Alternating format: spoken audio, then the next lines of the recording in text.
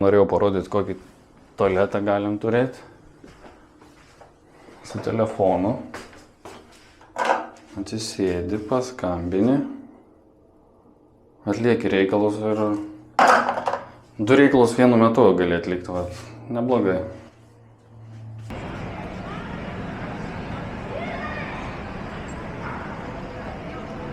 Pažiūrim, kokį čia kambarį gavau.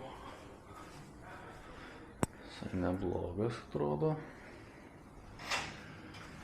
Viskas modernu.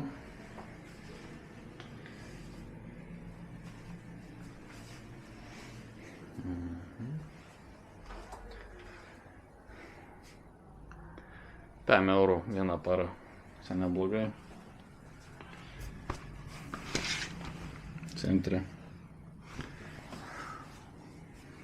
Nu, šalia centro, bet skaičiau labai gerai.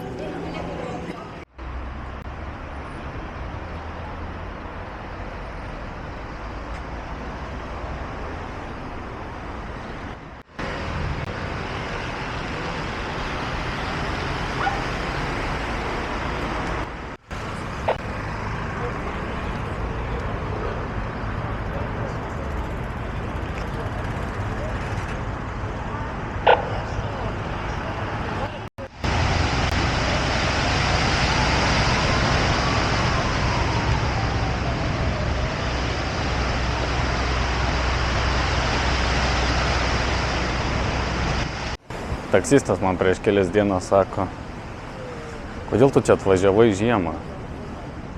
Sako, geriau čia vasara yra. Lietuvoje yra minus kokie 3, čia yra plus 20, tai jiems čia yra netgi šalta. Aš nežinau, apsirengęs su marškiniais, o kiti žmonės su striukėm.